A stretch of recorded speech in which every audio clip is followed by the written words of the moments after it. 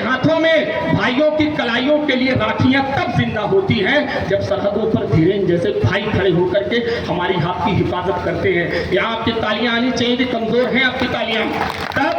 तब जब नेताओं पर गलत टिप्पणी हो तो अगर मैं नहीं जानता कि यहाँ कितने लोग सैनिक हैं, लेकिन मेरा तो ये मानना है कि मेरे ये 20 भाई, मेरा धीरेन भाई और सरहदों पर एक खड़ा भाई हमारा आपका अपना भाई है, तब 4 पंक्तियां पढ़ रहा हूँ। ऐसे 2% के नेताओं को अगर जवाब सही दे दूं तो सर निवेदन करता हूं, न मेरे लिए न पंक्तियों के लिए, आपके सीने में अगर सेना के लिए 1% भी प्यार हो तो उसे तब्दील करिएगा। अगर ऐसे 2% के नेताओं को जवाब सही दे दूं कि ये पानी मुस्कुराहट का कभी खारा ना आएगा।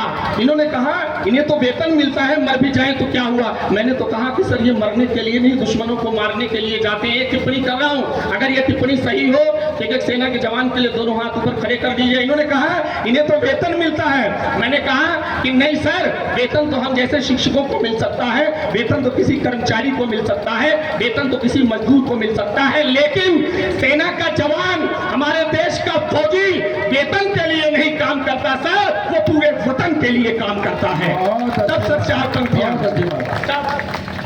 तब 4 पंक्तियां कह रहा हूं। और ऐसे 2% के नेताओं को जवाब सही दे दूं तो मेरी ऊर्जा और इस सच्चाई का मेरी हौसला बढ़ाइएगा कि ये पानी मुस्कुराहट का कभी खारा ना आएगा। और अगर आपको लगता हो कि आपके क्षेत्र में धीरेन जैसे सैनिक आपके लिए हिफाजत कर रहे हैं तो आपका हाथ 2 गुना हो जाना चाहिए। 4थी पंक्ति में ये पानी मुस्कुराहट का कभी खारा ना आएगा, विजय पथ पर चलेंगे हम, कभी हारा ना जाएगा। ये पानी मुस्कुराहट का कभी खारा ना आएगा, विजय पथ पर चलेंगे हम, विजय पथ पर चलेंगे हम, कभी हारा न जाएगा। ये नेता अपने बेटों को, ये नेता अपने बेटों को अगर सैनिक बना लेंगे तो सरहद पे कोई फौजी कभी मारा न जाएगा। बहुत बढ़िया लोग। ये नेता अपने बेटों को अगर सैनिक बना लेंगे तो सरहद पे कोई फौजी कभी मारा ना जाएगा। मोहब्बत में जहर की बूंद का किरदार ना होता। आपकी निगाहों में अभी आंखें नम रही होंगी। हमने अपने 26 से 27 भाई एक सच्ची बात कहने जा रहा हूँ। पिछले दिनों एक कवि सम्मेलन में था, परसों की बात है, राजस्थान के कवि सम्मेलन में मैंने वहां बात कही। 2-3 बदतमीज खड़े थे, उन्होंने मेरा विरोध किया, लेकिन मुझे समझ में नहीं आया कि मेरा विरोध क्यों किया। मैं आपके पड़ोस का हूं, अगर मेरी बात सही हो तो मैं जानना चाहता हूं कि आप विरोध करते हैं कि समर्थन करते हैं। ऑपरेशन सिंदूर हुआ, हमने अपने उन 26 लोगों का बदला लिया। अगर मैं सही कह दूं वहां से मैंने कड़वा सच निकालने की कोशिश की है तो मेरी इस हिम्मत को अपनी हिम्मत से मिलाइएगा कि मोहब्बत में जहर की बूंद का किरदार न होता। संतोष भाई, मोहब्बत में जहर की बूंद का किरदार न होता अगर कोई यहाँ जयचंद सा मक्कार न होता। सर 4थी पंक्ति आपसे निवेदन मांगती है कि मोहब्बत में जहर की बूंद का किरदार न होता अगर कोई यहाँ जयचंद सा मक्कार न होता। अगर अगर अगर अगर अगर कोई यहाँ जयचंद सा मक्कार न होता, अगर कोई यहाँ जयचंद सा मक्कार न होता, वो पहलगाम घाटी में, वो पहलगाम घाटी में किसी की जान न जाती अगर भारत के अपनों में कोई गद्दार न होता। बहुत अच्छे, बहुत सही बात कही है आपने, और उन गद्दारों को छांटा भी जा रहा है। वो पहलगाम घाटी में, वो पहलगाम घाटी में किसी की जान न जाती अगर भारत के अपनों में कोई गद्दार न होता। सर ये लड़ाई किस लिए है? मेरे बड़े बुजुर्ग बैठे, तमाम बड़े लोग हैं, ये लड़ाई किस लिए है? सदियों से ये लड़ाई हमारे सैनिक हमारे लिए लड़ रहे हैं, लेकिन 4 पंक्तियां मैं बताने की कोशिश करता हूं कि ये लड़ाई किस लिए है। कि जमी सदियों की गंदी धूल को झाड़ देना है। वो शब्द सही आ जाए तो सर आपका प्यार मांगता हूं कि जमी सदियों की गंदी धूल को अब झाड़ देना है, हमें आतंकियों की छातियों को फाड़ देना है। ये सेना के जवान क्यों डटे रहते हैं 24 घंटे? कि जमी सदियों की गंदी धूल को अब झाड़ देना है, हमें आतंकियों की छातियों को फाड़ देना है, हमें हमें हमें हमें आतंकियों की छातियों को फाड़ देना है।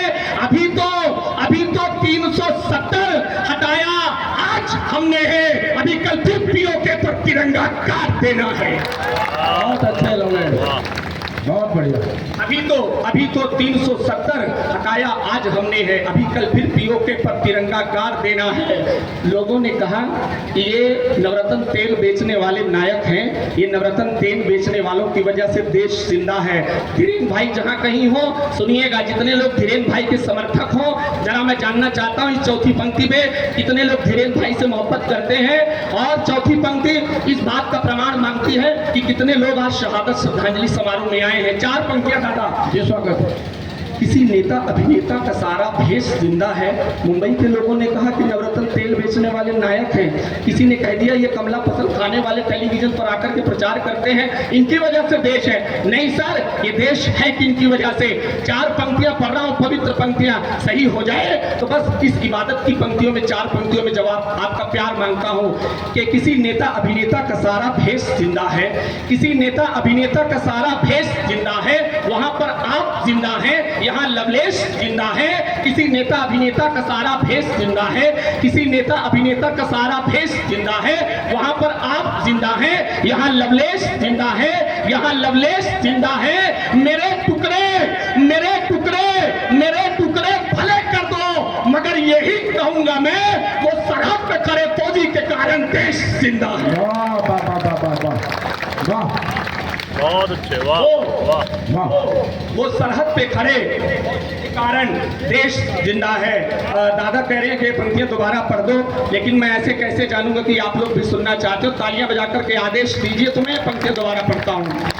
किसी नेता अभिनेता का सारा भेष जिंदा है, वहां पर आप जिंदा हैं, यहाँ लवलेश जिंदा है। किसी नेता अभिनेता का सारा भेष जिंदा है, वहां पर आप जिंदा हैं, यहाँ लवलेश जिंदा है। मेरे टुकड़े भले कर दो, मगर यही कहूंगा मैं वो सरहद पे खड़े फौजी के कारण देश जिंदा है। बहुत बढ़िया, बहुत बढ़िया। दहकती आग के जैसा बदन अपना बनाते हैं। सर बड़े लोग बैठे हैं, 4 पंक्तियां अपने मन की पढ़ने जा रहा हूं। मैं पिछले दिनों मैं और संतोष भाई एक कवि सम्मेलन से लौट रहे थे, मेरा ख्याल है महाराष्ट्र की यात्रा है, तो वहां से लौट रहे थे, गर्मियों का सीजन था। सब सच्ची बात है, मेरे साथ जुड़िएगा।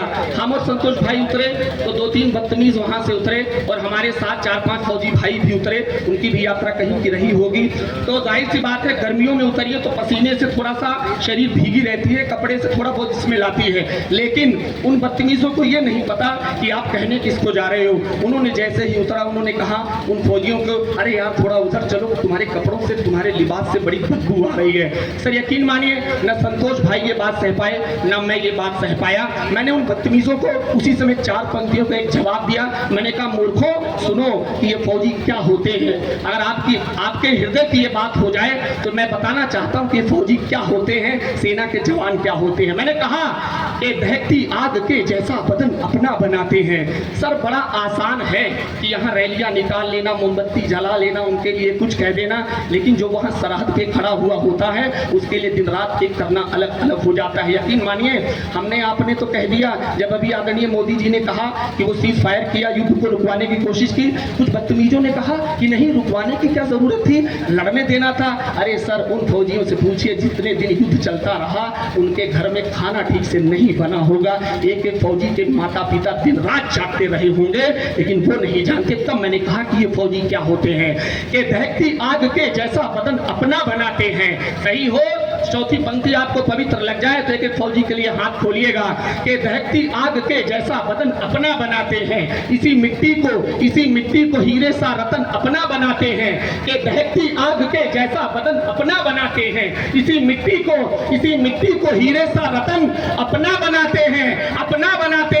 वो जिसके मैले कपड़ों का बहुत उपहास करते हो, वही सैनिक तिरंगे को कफन अपना बनाते हैं।